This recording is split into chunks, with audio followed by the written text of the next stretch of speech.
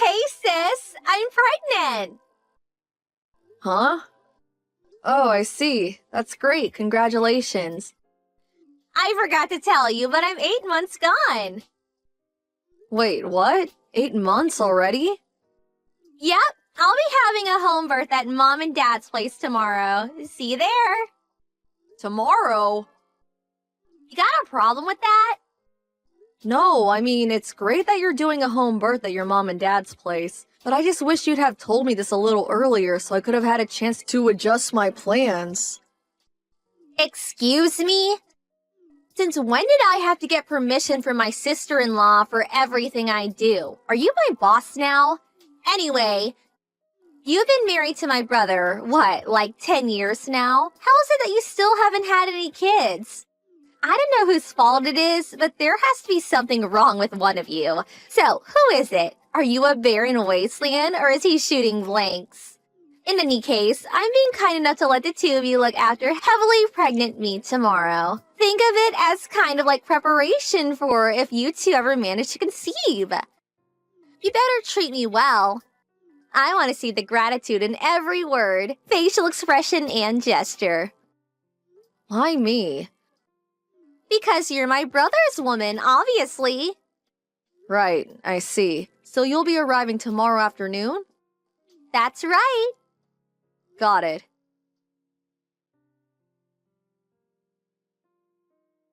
Anya, sis, are you there? Hey, respond now. My room's covered in dust. Did you really think this is acceptable? This is the room my little boy's gonna be born in, and you have the nerve to leave it in that state? Will you please get it cleaned up ASAP? Sylvie, I'm at work right now. What? You call that work? Don't make me laugh. You're just holed up in your room like always. Mom and Dad were complaining about how you're always up there typing away on your computer like some video game addicted cave-dwelling beast. I've told you this countless times since coming home, but I work from home. I can do my job entirely from my bedroom. Just because I'm at home during the day doesn't mean I'm lazing around or have nothing to do. If anything, I'm busier now that I was back in my office days. I'm not opposed to helping look after you while you're pregnant, but there's a physical limit to how much I'm able to do. Excuse me? I understand you're heavily pregnant, and I understand you can't move around as well as you used to.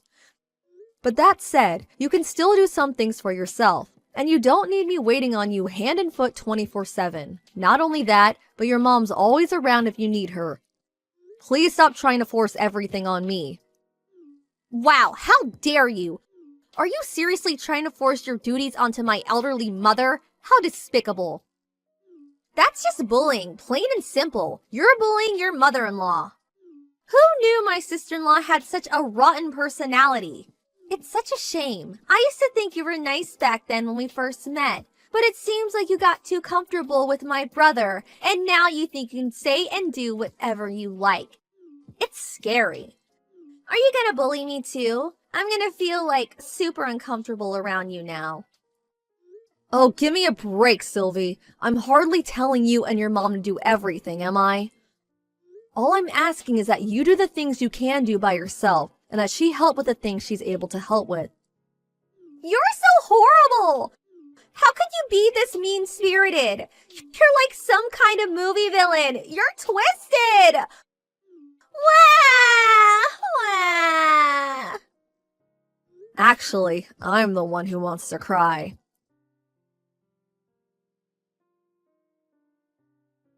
Hey, Anya. Everything okay? Hey, Charlie.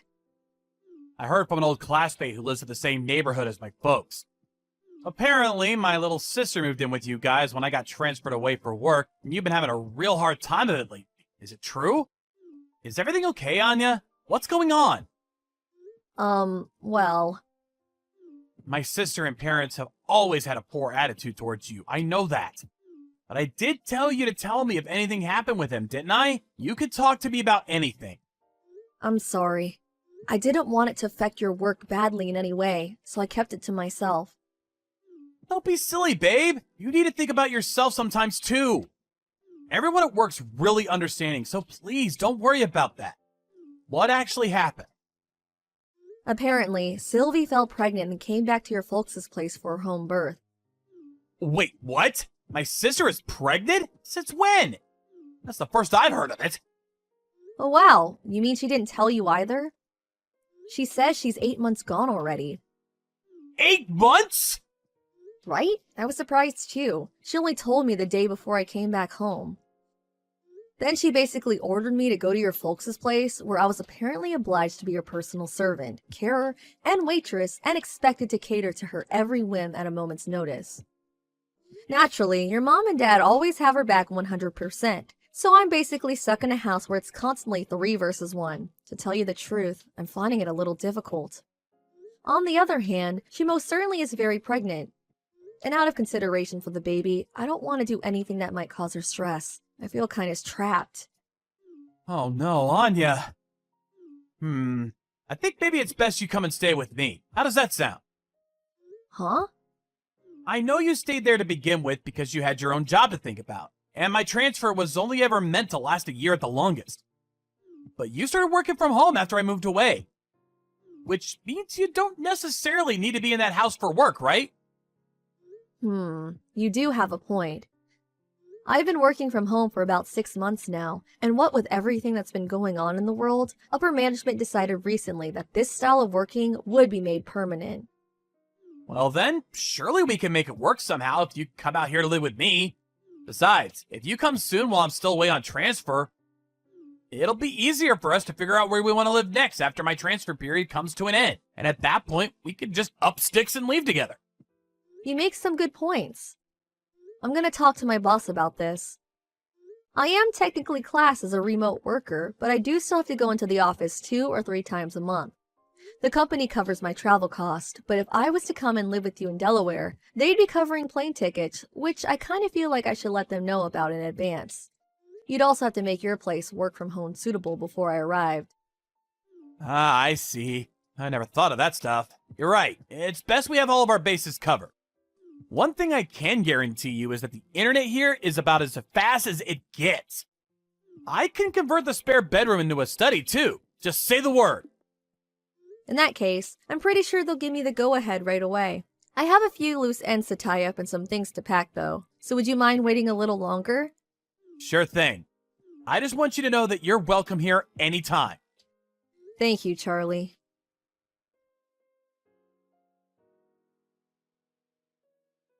Sylvie, I made up my mind. I don't need you. You don't need me? You were so lively and cheerful when you came back to stay with us. It seemed like you had nothing to do, so I thought it only made sense to have you wait on my every move. But you haven't been looking after me at all. I actually feel worse off for having you around. That's hardly my fault when I have work to do, is it? Do you want me to get fired? I always go out of my way to keep an eye on you and make sure you're comfortable and have everything you need when I'm not working.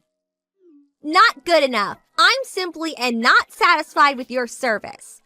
My mommy will be taking care of everything from here on out, so you needn't bother coming near me anymore. Get out of this house right now. You're a negative influence on me and my baby. If you stay here even a second longer, it'll probably come out disabled. My morning sickness gets 100 times stronger every time I see your repulsive face. Huh? Weren't you saying the other day how pleased you are that you hardly get morning sickness at all?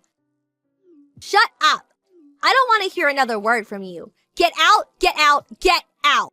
Let me make this clear. Your very existence itself irritates me. Get out of this house at once, you barren wasteland of a woman. You couldn't even give my big brother a baby, could you? You should know I'm never coming back if you change your mind and regret this. You won't be my problem anymore. I never want to see your gross, disgusting face again.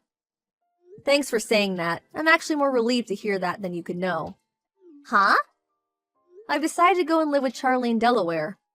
I'm really grateful for your blessing. I was kind of stressing over how you might react, but with still not having give birth and all. Huh?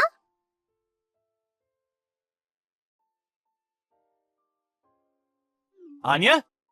Are you on your way now?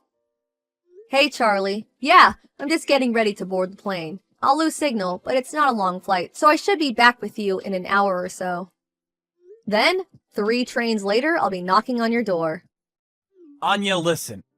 I just received word that Sylvie's been rushed away in an ambulance. Wait, what? Why? Apparently, she started getting severe stomach pains after eating my mom's cooking. Your mom's cooking?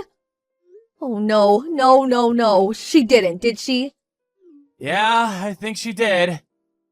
It's always been a rule in our household to check that the ingredients in Mom's section of the fridge aren't out of date or rotten before using them. No exceptions. It's been over 8 years since Sylvie flew the nest to go live on her own for college. And I'm guessing she totally forgot about Mom's unsanitary culinary habits. Oh my, I think you might be right. I'd been cooking all of her meals since the moment she came back. Come to think of it, I don't think your mom cooked for her even once. Not only that, but you've been cooking all of our family's meals for the last 2 years. Breakfast, lunch, and dinner, without fail, every single day. Your food's not only delicious and safe to eat, but you made everything with a healthy balance of vitamins, nutrients, and minerals in mind. My family's probably never been this healthy. As a result, I think they might have let their guard down. They took your cooking for granted, and then when you were gone, well, this happened. Obviously, I hope Sylvie's okay, but how's the baby? Have you heard anything? Last I heard that she was experiencing labor pains and that she was most likely going to have the baby prematurely at the hospital. Oh no, isn't that bad? It's not great, but don't worry, you don't have to go. I took an emergency vacation from work and I'll be heading down on the first flight tomorrow morning. Are you sure? I really don't mind. I think it's for the best you don't. I can just see it now. My sister hurling nonsensical abuse at you from her hospital bed the moment you walk in about how this is all your fault. Things might change and we might need you to come on short notice, in which case I'll contact you. But for the time being, I'd really appreciate if you could just hold tight. Okay, I understand. Hey Anya, I'm sorry it took so long messaging you. Hey Charlie, it's fine. How's Sylvie and the baby? Are they both okay? I've been really worried about them. The birth went by without a hitch. I have a healthy 8-pound baby nephew. Sylvie's fine too, but... But... How to put this? Another problem seems to have emerged. Another problem? What happened? Okay, so you know how Sylvie's husband is white? Yes? And you know how Sylvie's also white? Yes, of course. What does this have to do with anything? The thing is, the baby's black. What?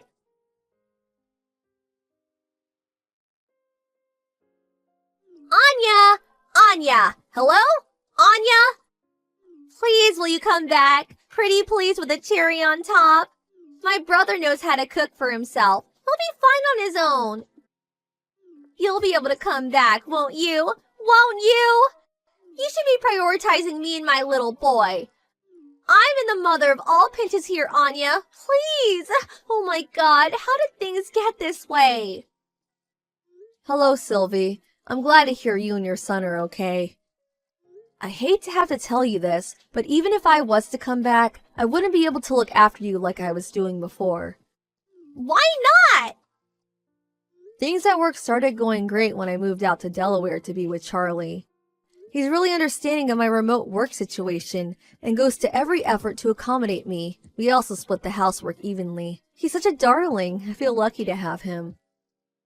But I'm struggling here. How can you live with yourself being all happy and content like that when I'm out here struggling? Looking after a newborn baby is so hard, you wouldn't believe. Like, gosh, how do people even do this? Not only that, but Mom's cooking is so bad, I fear for my life every time I eat. Your mom's cooking? It seems like me getting rushed away in an ambulance wasn't enough to make her learn her lesson. Because she insists on making me her special dishes every day without so much as a glance at expiration dates or whether there's a mold on the ingredients. I had no choice but to start cooking for myself. Can you imagine if my little Tyrone ate something she concocted? Not only that, but I caught her force-feeding him honey from a bottle with "not suitable for infants" clearly written on the label. He's only supposed to be on breast milk, but she keeps trying to feed him additive-riddled grown-up food. And rotten additive-riddled grown-up food at that. That woman is dangerous. My dad lacks a spine to do anything but look the other way and pretend it isn't happening, so he's no help either. Where's your husband in all this? He divorced me. Ugh, don't ask the questions you already know the answer to. I see. So we really did end up divorcing over that, huh? Well, what about little Tyrone's real dad? What happened with him? I don't know. He disappeared. What? Forget all that. None of it matters now. The point is you need to come home. You need to come home now. My ex-husband wants nothing to do with me. My only choice now is to raise him at my parents' house while trying to avoid either of us being hospitalized again by my mom's lethal cooking. The only people who were ever capable of keeping this place in functioning order were you and my brother. Please, me and Tyrone need you. Stop your complaining and just help us already. Ugh! Nope, sorry, but I really can't do that. Why not? I'm begging you here. Have you ever seen me like this? Have you?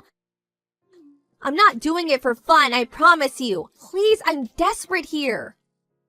I have a question for you, Sylvie. Did you notice how unhealthy living with you made me?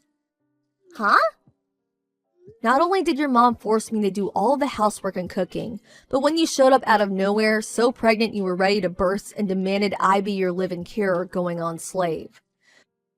To make matters worse, none of you seemed to understand the meaning of remote work and interrupted me upwards of 20 times a day, resulting in me barely ever getting anything done. My body was sending me desperate signals to get out. Then Charlie sent me a lifeboat and invited me to live with him, so here I am, finally recovering while being reminded what it's like to live a normal life. And you suddenly demand I throw all of that away to come back and live with you guys in the madhouse? You can't blame us for that. I bet you just weren't looking after your health properly, or not scheduling properly or something. That's got nothing to do with us. Don't you dare try and blame your poor lifestyle choices on me and my family. I see. Yeah, there's no way I'm coming back. Why? Good luck with everything. Goodbye.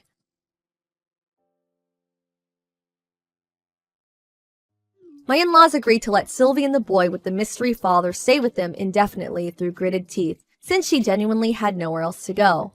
But I hear her relationship with the two of them is more tense than ever. In spite of that, her mom and dad are still the only people in the world she has to rely on. But her mother, being the worst combination of slovenly and stubborn conceivable, is even worse at child rearing than she is cooking. The hostile atmosphere that fills the house day in day out as a result of mother and daughter constantly locking horns is so thick, you could cut it with a knife. Upon seeing the horrific state of things, one of Sylvie's dad friends suggested they left Tyrone in the care of a foster home run by a lovely couple he knows. Apparently, Sylvie wasn't opposed to the idea. Little Tyrone's innocent in all this, and the thought of him growing up in such an unpleasant atmosphere turns my stomach. I was relieved to hear about the plans to put him up for adoption. As for Sylvie, she owes heaps in compensation to her ex-husband, so she'll have no choice but to return to the world of work soon enough. Something tells me she won't be getting much time to rest from now on.